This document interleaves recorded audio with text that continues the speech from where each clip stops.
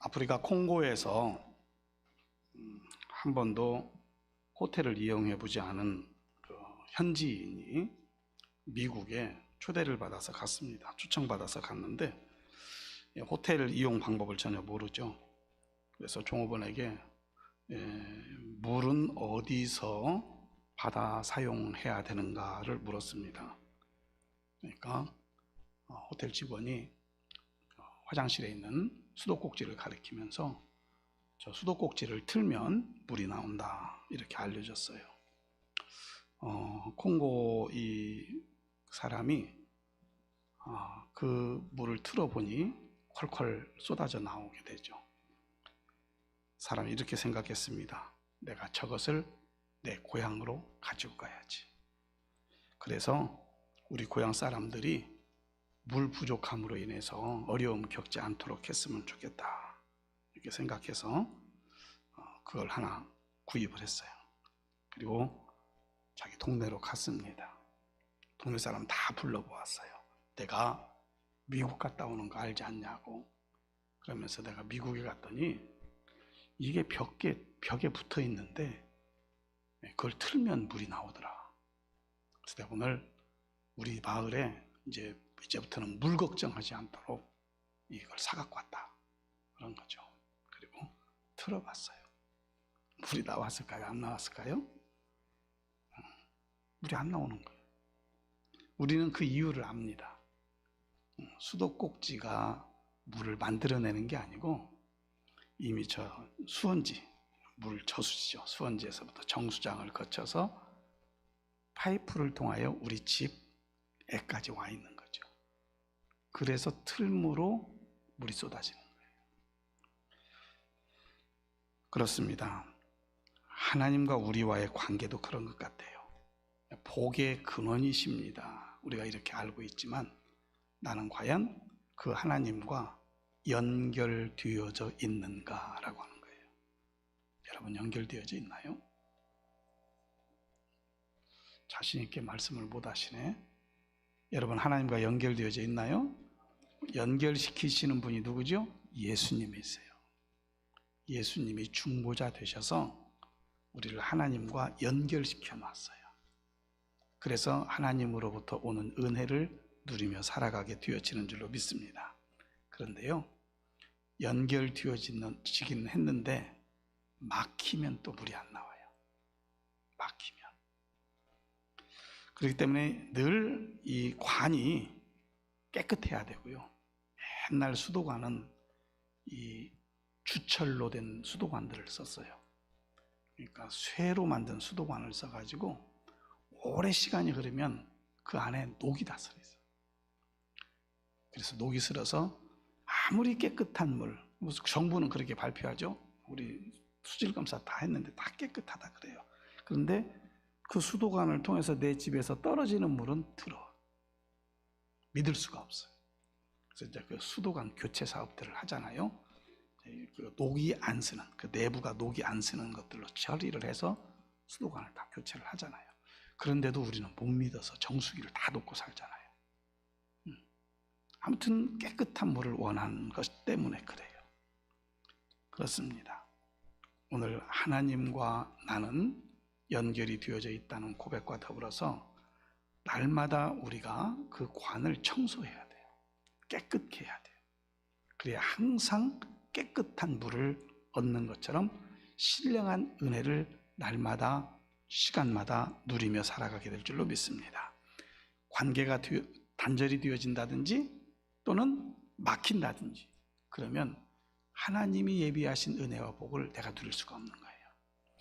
오늘 저녁부터 부흥 집회를 하는데 오늘 우리가 이런 마음 가졌으면 좋겠어요. 내가 하나님과 연결이 되어져 있는 것을 확신한다면 집회를 통해서 막히지 않도록 깨끗하게 되어지는 시간으로 삼으시길 바랍니다. 아직도 내가 확신이 없다면, 하나님과 내가 연결된 것이 확신이 서지 않는다면 하나님과 내가 연결되어졌음을 이번 집회를 통해서 확신할 수 있는 하나님의 놀라운 은혜가 있기를 주님의 이름으로 축복합니다. 오늘 본문 중심으로 해서 채우시는 은혜, 하나님과 연결된 자들을 통해서 하나님의 채우시는 은혜가 있음을 우리가 함께 생각해 보면서 하나님께로부터 채움받기를 사모하며 말씀을 나누고자 합니다. 우리 흔히 인생을 가리켜서 광야와 같다 이런 표현을 씁니다. 그것은 광야라고 하는 그 특징이 우리의 인생과 너무 흡사하기 때문에 그런 표현을 쓰는 거예요. 광야의 다양한 특징들을 말할 수 있겠지만은 몇 가지를 본다면 광야라고 하는 것은요, 부족한 것이 많은 곳이에요. 먹을 것도 부족하고요, 물도 부족하고요, 그늘도 없어요. 더군다나 거기서 농사를 지을 수도 없어요. 그러니까 부족한 것, 투성이 있는 곳이 광야예요. 두 번째로는 광야는요, 위험한 곳이에요. 그래서 곳곳에 위험이 도사리고 있어요. 자연적인 것으로 보면 낮에는 뜨거운 태양빛으로 인해서 열사병에 걸릴 수가 있어요. 워낙 뜨거우니까. 근데 밤에는 추워서 얼어 죽을 수도 있어요. 하루에 일교차가 엄청나게 많이 나기 때문에 자연적인 것으로도 광야에서는 살아가는데 매우 어려움이 있어요. 그것뿐만 아니라 전갈이나 어떤 독사나 사막에 사는 사막 여우나 뭐 이런 짐승들이 있어서 공격을 받을 수 있는 그러한 여건들도 광야라고 하는 곳이죠. 항상 위험이 도사리는 곳이다라는 거예요. 그리고 광야는 불확실한 곳이에요. 이 말은 언제 바람이 불어올지 몰라요. 그러면 없던 산도 사막은 생겨요. 있던 산도 없어져 버려요. 사막 모래산이죠. 그럴 정도로 불확실한 곳이에요. 가도 길이 어디 있는지 알 수 없는 곳이에요. 길을 잃고 방황하는 것을 일수로 해야 되는 거예요. 우리의 인생이 바로 이 광야와 같다라고 하는 것이죠. 우리는 빈손으로 다 이 세상에 온 사람들이에요. 빈손으로 오는데 아이들의 갓난 아이들의 특징을 보면 다 손을 이렇게 쥐고 있어요. 다 쥐고 있죠. 제가 이런 생각해 봤어요. 내가 이 세상에서 뭔가 잃어보겠다 하고 주먹 쥐고 있는 것 같아요. 다 주먹을 쥐고 있어요. 그러나 손 안에 든 건 아무것도 없어요. 부족한 것이 많은 삶, 이게 인생이에요. 미래를 예측할 수가 없어요. 언제 어느 때 무슨 일이 일어날는지 알 수 없어요. 힘이 있다고, 머리가 좋다고 내가 그 모든 일들을 능히 대처해 갈 수 있는 그런 보장이 되어지는 인생이 아니에요. 언제 어떤 일이 일어날지 알 수 없어요. 지금 인류의 역사상 가장 머리가 좋다는 아인슈타인 박사가 있죠. 아인슈타인 박사가 천재 중에 천재라고 이야기할 정도예요. 그러면 그 삶이 척척척 모든 것이 다 풀려져 갈 수 있었을까? 전혀 그렇지 않아요. 그 사람도 역시 불확실한 미래를 살면서 전전긍긍하며 살아간 거예요. 제가 지난 특별 새벽 기도회 때 말씀드렸지만 우리의 인생은 다 초보 운전들이에요. 여러분, 처음 운전하는 사람을 초보 운전자라고 하지만 우리의 인생 자체가 처음 운전해서 가는 거예요. 오늘을 살아본 적이 없어요. 오늘 사는 거예요. 다 초보 운전자들이에요. 이 아인슈타인도 마찬가지예요. 대학을 졸업하고 나서 취직을 하려고 1년 동안 이것저것 다 이력서에 보았어요. 취직 자리를, 일자리를 구할 수가 없었어요. 그래서 청년 실업자로 살 거죠. 그리고 천신만고 끝에 어떻게 하다가 취직을 했어요. 특허 사무소에 취직을 했는데 월급이 변변치 않아. 또 월급이 변변치 않으니까 일은 하긴 하는데 살아가기가 힘든 거예요. 그리고 그러면서 공부를 해서 박사학위를 받았는데 이 천재 정도 되니까 한 번에 딱 박사학위 논문 딱 써가지고 딱 통과됐으면 얼마나 좋았겠어요? 여러 번 탈락했어요, 논문이. 탈락할 때마다 긴장감 가운데 살아갈 수밖에 없었고, 그 개인적인 모습이지만 가정적으로도 문제예요. 늘 부부간에 다툼이 있었어요. 그리고 자녀의 문제로 늘 그 가정이 평안하지 못했어요. 누구의 얘기예요? 세계적인 천재 아인슈타인의 얘기예요. 우리 인생에는요, 천재도 별 수가 없어요. 그리고 사람은 태어나자마자 온갖 위험에 노출됩니다. 재난과 사고와 질병 속에. 오늘 여러분들이 차를 운행하고 교회까지 온 것도 은혜인 거예요. 우리가 교통사고 미리 알아볼 수 있는 방법이 없잖아요. 예고치 않는 상황에 사고가 나는데 안전하게 와서 예배 자리에 있는 것도 이건 기적이에요. 우리가 살아가는 삶의 자리는 다양한 위험들이 즐비되어져 있다. 마치 다윗이 시편 23편에서 고백하는 것처럼 사망의 음침한 골짜기를 가는 것 같은 게 우리의 인생이에요. 그 사망의 음침한 골짜기를 지날 때에 방황하고 낙심하고 괴로워하고 이것이 우리의 인생의 모습이에요. 그러면 이런 인생이니까 그냥 포기하면서 그렇게 살면 되지, 그때그때 그냥 살면 되지라고 한다면 행복감이 있을까요? 행복이 없이 늘 억눌려 있는 거예요. 그래서 오늘 성경은 우리에게 그와 같은 인생이지만 승리의 삶을 살아갈 수 있는 방법을 우리에게 가르쳐주고 있어요. 제가 그 방법을 알려드릴게요. 첫 번째로는 하나님, 창조자 하나님을 우리의 인생의 동반자로 삼아야 돼요. 우리는 하나님을 이야기할 때 만복의 근원이다, 생명의 근원이다, 사랑의 근원이다, 은혜와 진리가 충만하신 분이다, 다 알아요. 그런 하나님이 나와 어떤 관계성 속에 있느냐라고 하는 거예요. 애굽에서 나온 이스라엘 백성들 남녀노소 합쳐서 전부 한 200만 정도 될 것이라고 추측을 해요. 그 200만 명 되어지는 사람이 사막을, 광야를 건너가는데 햇볕으로 내리쬐는 들판을 행진해 가는 거예요. 그런데 그들에게 한 달쯤 지날 때 문제가 생겼어요. 먹을 것이 없는 거예요.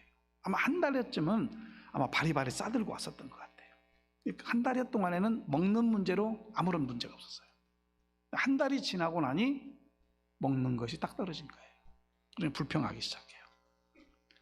우리가 사람이 사는데 먹는 문제가 아주 중요한 문제잖아요. 그래서 신광야에서 먹을 것 때문에 모세에게 나와서 원망을 하는 거죠.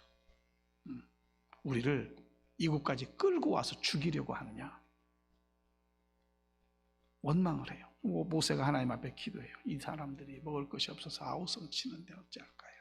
그리고 나서 오늘 이 16장의 이야기들이 쭉 전개되어지고 있는 거예요. 만나라고 하는 이 신비한 음식을 아침마다 하늘에서 내려주시겠다는 거예요. 하나님이 이스라엘 백성을 애굽에서 건져내신 이유는 죽게 하시기를 위함인가요? 살게 하시기를 위함인가요? 살게 하시기 위함이에요. 그러면 하나님은 그들에게 모든 것을 공급하실 계획이 다 있었어요. 근데 사람들은 몰라요. 여러분, 오늘 하나님께서 저와 여러분을 하나님의 자녀 삼아주신 것은 애굽에서 나오게 한 것과 똑같아요. 죄와 허물 속에서 우리를 구속하신 거예요. 그러면 구속하신 그 하나님이 우리의 모든 문제도 해결하실 수 있는 계획을 다 가지고 계세요. 그걸 알면 돼요.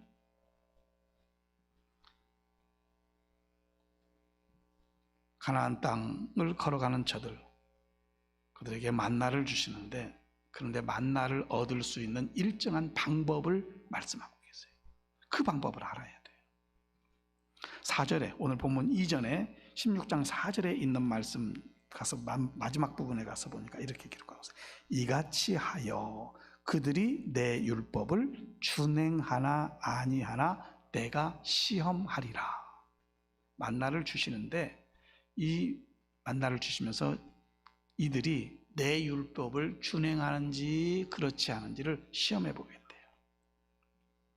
우리는 이 시험에 통과해야 돼요. 3가지의 명령으로 그들을 시험하는 거예요. 첫 번째는 뭐냐면, 그들을 시험하는 첫 번째가 매일 아침마다 들에 나가서 만나를 주워와라 하는 거였어요. 매일 아침마다. 하나님은 그들이 먹을 양식을 한 달분을 주지 않았어요. 일주일분을 주지 않았어요. 하루분만 줬어요. 그래서 매일매일 그들은 양식을 얻으러 나아가는 수고를 해야 됐어요. 곧 이것은 하나님께서 왜 그렇게 하셨을까? 너의 생명은 매일매일 내 손에 달려 있어, 이 말이에요. 여러분, 저와 여러분의 생명도 하나님의 손에 달려 있는 줄로 믿습니다. 하나님의 손에 달려. 그래서 매일같이 가서 양식을 구해야 되는 거예요. 이런 원망할 수 있어요. 아니, 피곤한데, 힘든데 한 번에 주시지. 한 일주일분, 한 달분 그렇게 주시면 얼마나 좋을까? 그렇게 생각할 수 있어요. 근데 또 다른 면으로 생각을 해보시죠. 1년분을 주셨다고 생각해 보세요. 그들이 광야를 지날 때에 1년분 먹을 양식 들고 다닌다고 생각해 보세요. 더 힘들었을 거예요. 그런데 들고 다닐 이유가 없어요. 그냥 옮기면 그 자리에 가면 있어요. 한 곳에 어느 정도 머물러 있을 때도 있었지만은 옮기면 그곳에 가니까 그곳에 있는 거예요. 그러니 쌓아놓을 이유가 없었던 거예요. 이게 하루하루 얻게 하신 것이 하나님의 은혜인 거예요. 우리의 작은 생각으로, 소견으로 하나님의 큰 뜻을 어떻게 알겠어요? 그러나 하나님은 우리에게 가장 편리한 방법으로, 가장 좋은 방법으로 역사하시는 줄로 믿습니다. 요한복음 6장에 가서 보니까 요한 사도가 만나에 대해서 쭉 설명을 하면서 6장 35절에 이렇게 기록하고 있어요. 예수께서 이르시되 나는 생명의 떡이니 내게 오는 자는 결코 줄이지 아니할 터이요 나를 믿는 자는 영원히 목마르지 아니하리라 말씀하셨어요.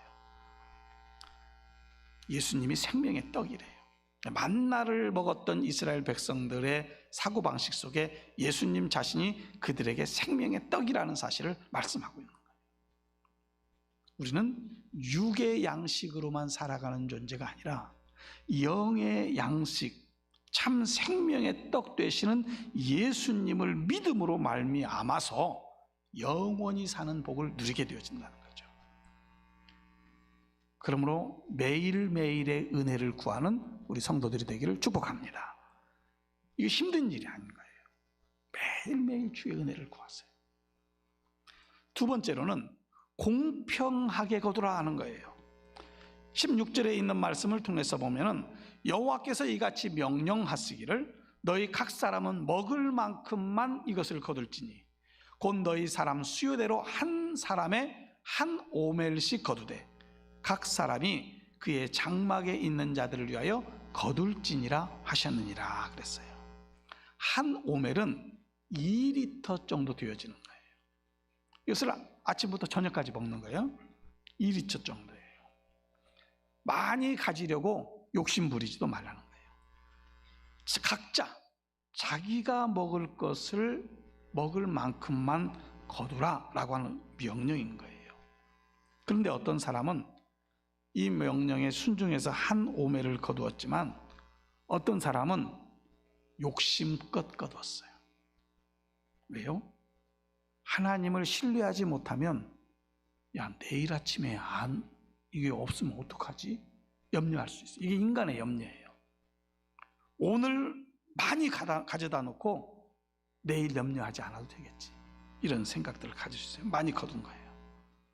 그러나 적게 거둔 사람이나 많이 거둔 사람이나 마찬가지였다. 오늘 성경은 그렇게 말하고 있어요. 21절과 오늘 읽지는 않았지만 오늘 16장 21절과 22절에 가서 보면 이스라엘 백성이 각기 충분한 만큼 거두어 드렸는데도 들판에 아직도 만나가 남아 있었다 그랬어요. 그러니까 부족하니까 막 가서 거둘 필요도 없어요. 충분하게 있었어요. 그리고 자기가 거둘 만큼만 거두면 되는 거였어요. 해가 뜨게 되어지면 마치 양지 바른 곳에 눈이 녹아내리는 것처럼 만나가 다 사라졌어요. 하나님은 그 택한 백성들에게 먹고 쓰고 남을 만큼 넉넉히 부어주시는 줄로 믿습니다. 중요한 것은 욕심 부리지 말아요. 어떤 사람들은 하나님의 말씀을 어기고 다음 날까지 남겨두었다 그랬어요. 그런데 벌레가 나고 냄새가 났다 그랬어요. 많이 가진 사람들은 쌓아두지 말고 없는 사람과 나누었어야 되는데 쌓아둔 거죠. 아마 거둔 사람 중에 한 오매를 거두지 못한 사람도 있었을 거예요. 그러면 그 사람들이 어떤 사람인가를 살펴봐서 내가 조금 더 많이 거둔 것 같으면 나눠줬어야 돼요. 그런데 남겨두었다 그랬어요. 나누는 사람들에게 빌립보서 4장 19절은 이렇게 말합니다. 우리 한번 같이 읽어보겠습니다. 같이 시작.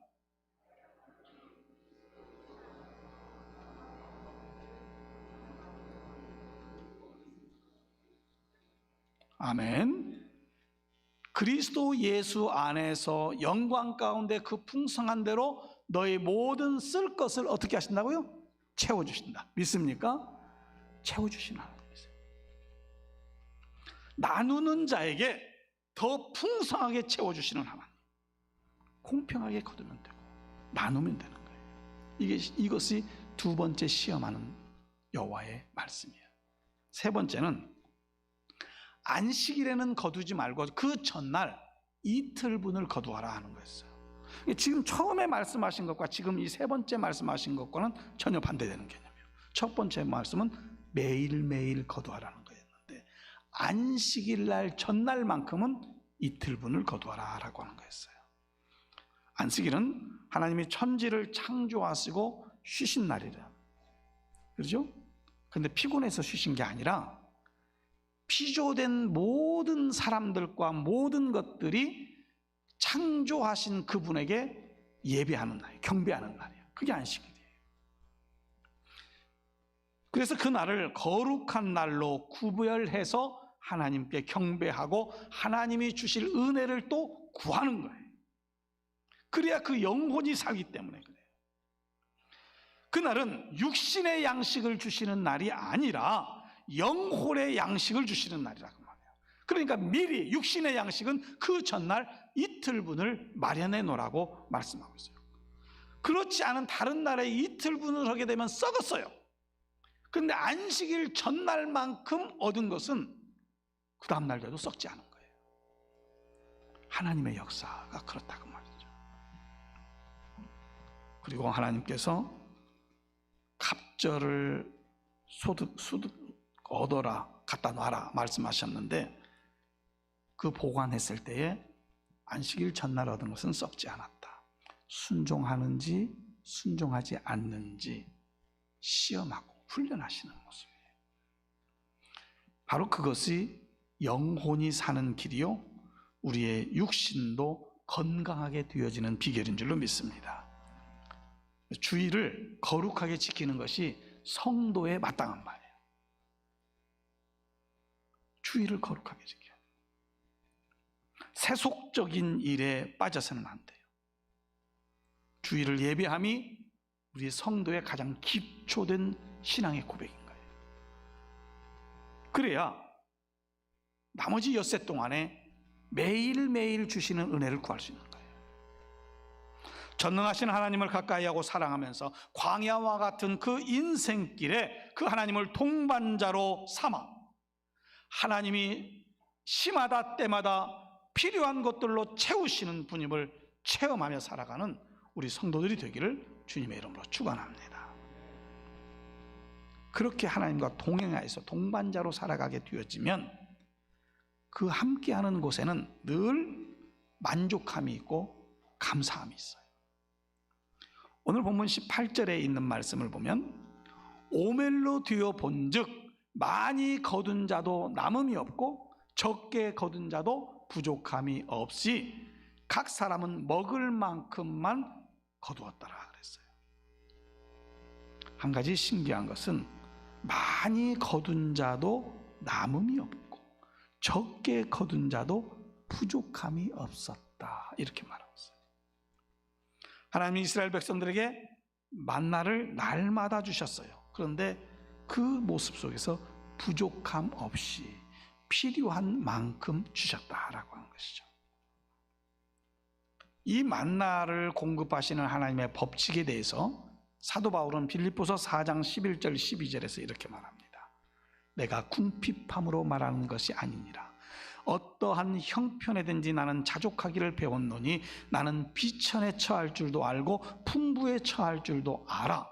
모든 일 곧 배부름과 배고픔과 풍부와 궁핍에도 처할 줄 아는 일체의 비결을 배웠노라 그랬어요. 만나의 법칙과 바울 사도의 이 고백이 서로 통하고 있는 거예요. 그래서 오늘 이 만나의 법칙이 오늘을 살아가고 있는 저와 여러분들의 신앙의 고백이 되기를 원하고, 그 시험을 통과하는 하나님의 사람들이 되기를 주님의 이름으로 축복합니다. 이 만나의 법칙으로 사는 것이 주님을 기쁘시게 하는 삶이에요. 그것을 저는 은혜의 법칙이라고 말하고 싶어요. 하나님의 은혜는 어떠한 경우에도 모자람이 없습니다. 그렇습니까? 그렇나요? 모자람이 없어요. 언제나 넉넉하게 주세요. 우리가 때로 모자람을 느끼는 원인은 무엇일까? 욕심이 때문에 그래요. 욕심 때문에 모자라는 것 같아요. 만족함이 없는 나 때문인 거예요. 인생의 생명은 소유에 넉넉한 데 있지 아니하니라 그랬어요. 하나님의 은혜 안에 있다 그랬어요. 그 은혜를 사모하시기를 바랍니다.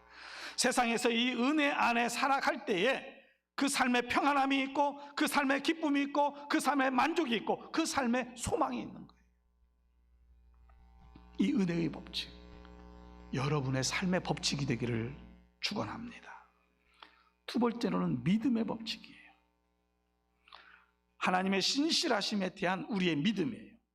우리의 삶을 책임져 주실 것에 대한 확신하는 믿음이 있어야 돼요. 그러므로 성도의 하루하루는 하나님에 대한 믿음의 삶의 연속이 되어져야 돼요. 혹 우리에게 부족한 것이 있다면 하나님께서 채워주시리라고 하는 믿음 속에 구하는 거예요. 그래서 믿고 구한 것은 받은 줄로 알라 그랬잖아요. 아마 우리 어르신 세대들은 옛날에 보릿고개라고 하는 시대를 겪으신 세대들이잖아요. 그때도 부잣집과 가난한 집은 달랐어요. 가난한 집은 부잣집에서 잔치를 하면 뭔가 얻어왔어요. 그리고 또 부잣집에서는 나눠줬어요. 와서 수고하니까. 근데 그날 얻어온 것을 가지고 집에서 저녁을 먹으면 없는 집 아이들은 어떻게 먹느냐면 배 터지게 먹어요. 배 터지게 먹어야 돼요. 왜? 다음 달 굶을지 모르니까. 없는 집에서는 그랬어요. 부잣집에서는 어떻게 할까요? 그냥 먹을 만큼만 먹어요. 왜? 내일 또 있을 텐데 뭐. 먹는 것에 염려를 하지 않고 살아요. 자, 그렇습니다. 오늘 저와 여러분은 부자인가요? 가난한 집인가요? 왜 부자예요? 하나님이 아버지세요. 모든 것을 가지신 하나님이 저와 여러분의 아버지가 되신다고 말해요. 그러니 부족함 없이 채워주신다고 말해요. 오늘 우리에게 이 부족함 없이 채워주시는 하나님이시라는 믿음의 고백이 있어지기를 원합니다. 이 믿음을 가지기를 주님의 이름으로 축복합니다. 세 번째 법칙은 자족의 법칙이라 이렇게 말하고 싶어요. 하나님을 경외하는 자에게 어떤 외부적인 환경 때문에 감사와 불평이 생기고 만족과 불만족이 생기는 게 아니에요. 환경을 초월해서 자족하는 마음을 가지게 되면 거기에 감사가 생기는 거예요. 이 자족하는 마음은 하나님께로부터 우리 가운데 오는 거예요. 고린도후서 3장 5절에 가서 보면 우리가 무슨 일이든지 우리에게서 난 것 같이 스스로 만족할 것이 아니니 우리의 만족은 오직 누구에게서로부터? 하나님으로부터 나느니라 그랬어요. 우리의 만족함은 하나님으로부터 나는 거예요. 이 자족의 은혜를 배운 바울은 억울하게 매를 맞고 옥에 갇혀 있을 때에도 감사했어요. 스스로 족한 줄 알아요.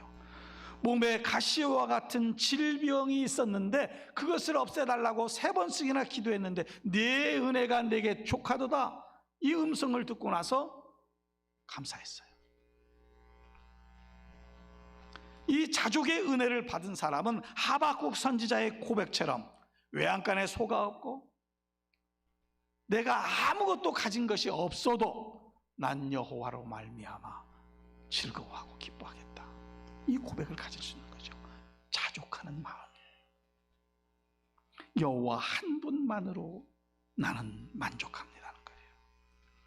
은혜도 믿음도 봉사도 헌신도 감사도 기회 있을 때에 잡는 거예요. 기회를 놓치면은 후회하게 되어 있어요. 우리 장종 목사의 입장에서 교우들과 얘기하다 보면, 아, 집사님 이런 일 좀 하셨으면 좋겠는데 나중에 할게요. 그래요. 나중에는 기회 없어요. 기회가 없어요. 헌신하고 충성할 때가 있다, 그 말이에요. 후회함이 없는 하나님의 만족함으로 하게 하시는 그 체험 속에서 믿음으로 살아가는 자족하는 성도들이 되기를 축복합니다. 어느 농사를 짓는 집에 소가 한 마리 있었어요. 이 소가 임신을 해가지고 새끼를 낳는데, 아이고, 쌍둥이를 낳네. 대개 소는 한 마리씩 낳잖아요. 이 주인이 너무 좋았어요. 소값이 비싸잖아요. 너무 좋아가지고 흥분된 목소리를 가지고 막 집에 와가지고 부인한테 그랬어요. 여보, 송아지가 2마리가 낳았다고, 쌍둥이가 낳았다고, 이게 웬 경사냐고 막 소리를 지르면서 하나님이 우리에게 복을 주셨다고, 한 마리는 하나님의 것이다. 원래 한 마리만 기대했으니까 한 마리는 하나님의 것이라고 그랬어요. 그러면서 붉은색을 띤 송아지, 일반적으로 우리 그 한우 송아지, 근데 한 마리는 하얀색을 띤 송아지가 나왔다는 거예요. 부인이 물었어요. 여보, 그러면 하나님의 것이 붉은색 송아지야, 흰색 송아지야? 이렇게 물어봤어요. 그랬더니 남편이 그게 중요한 게 아니라고, 한 마리는 하나님의 것이라고. 그리고 너무나 감사했어요. 얼마큼 가다가 한 마리가 죽어버렸네. 죽어버렸어요. 낙심이 돼가지고 부인한테 와가지고 그렇게 말했어요.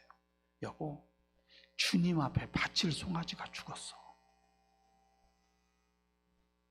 그러니까 부인이 뭐라고 말했냐면, 아니 처음에 주님 앞에 바칠 송아지를 구분하지 않았지 않냐고. 그러니까 이 남편이 하는 말이, 나 다 키우면서 마음속으로는 이 흰 것이 주님 거라고 생각했는데 그 흰 것이 죽었어. 그랬다는 이야기예요. 이게 사람의 욕심이에요. 풍성하게 주는 것 같으면 하나님의 은혜입니다. 근데 그것 중에서 한 마리가 죽고 나니까 내 것이 죽은 것이 아니라 하나님의 것이 죽은 거예요. 오늘 우리의 신앙은 어느 편에 서 있나요? 만복의 근원이신 하나님이시라고 고백하면서 그가 우리에게 공급하시는 하나님이시고 우리의 부족함을 채워주시는 하나님이시라고 한다면, 2마리 중에 1마리 죽었는데 내 것이 죽었다고 고백했다면 하나님이 더 많은 것으로 공급하지 않았을까? 이게 믿음이 아닐까요? 사랑하는 성도 여러분, 우리는 광야와 같은 인생을 살아가지만 하나님과 연결되어져 있으면, 막히지 않았다면 하나님은 수시로 우리에게 필요한 것들을 부족함 없이 공급해 주실 줄로 믿습니다. 이 믿음을 가지고 이번 부흥 집회를 통해서도 여러분이 공급받아야 될 것이 무엇이나요? 하나님, 지난번 우리 장로님께서도 기도하셨지만은 특별 새벽 기도를 통해서 우리가 마음의 준비를 하고 은혜 받기를 사모하는 마음을 가지고 기도했어요. 근데 별로 안 나왔어요. 특별 새벽 기도에 별로 안 나왔어요. 아마 오늘 집회도 부흥 집회, 특별 새벽 기도 정도만 나오면 하나님이 기뻐하시지 않은 거예요. 여러분, 이 정도면 만족합니다 라고 생각할 수 있지만은 언제 그것이 사라질지 모르는 거예요. 이게 인생이에요. 이번 집회를 통해서 살아계신 하나님에 대한 확신을 가지고 바로 하나님과 연결되어지고 막힌 것이 있다면 뚫어지는 그런 은혜 속에 하나님의 공급하심을 체험하는 우리 간증의 주인공들이 되기를 주님의 이름으로 축복합니다. 누가요? 누가? 한번 따라서 합시다. 내가 여러분이에요. 오늘 이 믿음 안에서 승리의 기쁨을 채워주심의 은혜를 누리는 성도들 되기를 주님의 이름으로 축복합니다. 예전에는 부흥집회를 월요일날에서 금요일날까지 했어요. 저 어렸을 때 그랬어요. 저 목사 아들이다 보니까 초등학교 다니는 애도 부흥집회 가서 앉아 있어야 됐어요. 뭐 무슨 말 했는지도 몰라. 그냥 아무튼 앉아 있어야 됐어요. 그때는. 근데 이게 습관이 됐어요. 집회하면 가는 거예요. 여러분, 집회, 어느 예배든지 집회든지 가는 습관은 좋은 습관이에요. 거기에 은혜가 있어요. 그러다가 어느 때부터 금요일 날까지, 때로는 토요일 날까지도 한 적이 있어요. 근데 금요일 날까지로 줄어들더니 목요일 날, 수요일 날, 이제는 주일 끼어서, 그것도 낮에는 또 못해. 사람이 없어. 다 직장 가가지고. 이런 시대가 돼버렸어요. 그래서 이번에도 주일 저녁 3번, 아니 저녁에 3번, 새벽에 2번, 5번밖에 안 해요. 옛날 같으면 하루 반이에요. 예전에는 새벽 예배 했죠. 그 다음에 오전 낮에도 했어요. 오후에 집회 또 했어요. 뭐 안수기도 하고 막 오후 집회도 했어요. 저녁 집회 또 했어요. 하루에 4번씩 했어요. 지금은 새벽과 저녁밖에 안 해요. 다 나오시겠죠? 한 80명 소리 나는 것 같으네. 다 나오시겠죠? 나오세요. 우리가 예전에 부흥 집회를 천국 잔치라고 했어요. 잔치집에는 사람이 많아야 돼요. 천국 잔치 했는데 드라마 보지 말고 안 봐도 살아요. 그러나 하나님의 말씀을 듣지 않으면 영혼이 죽어요. 살아나는 역사를 체험하는 우리 모든 성도들 되기를 주님의 이름으로 축원합니다. 하나님의 채우심의 은혜가 강물같이 쏟아질 걸로 믿습니다. 기도하겠습니다. 은혜로우신 하나님 아버지 감사합니다. 채워주시는 하나님, 공급하시는 하나님이심을 우리가 다시 고백하며 우리의 삶의 여정에 죄악된 곳에서 건져내신 하나님께서 우리에게 공급하시는데 하나님과의 관계가 소통되어진, 연결되어진 삶, 그리고 그 연결이 되어졌다 할지라도 중간에 막힌 것이 아니라 뚫어지는 삶을 통해서 날마다 필요한 것을 공급받는 우리 모두가 되기를 원합니다. 성령님 함께하여 주시고 또한 이번 집회를 통해서 부어주실 성령의 충만함이 우리 모든 성도들 가운데 흘러넘치도록 사모하는 우리 모든 성도들 되어서 누리도록 역사하여 주시옵소서. 거룩하신 예수님의 이름으로 기도드립니다. 아멘.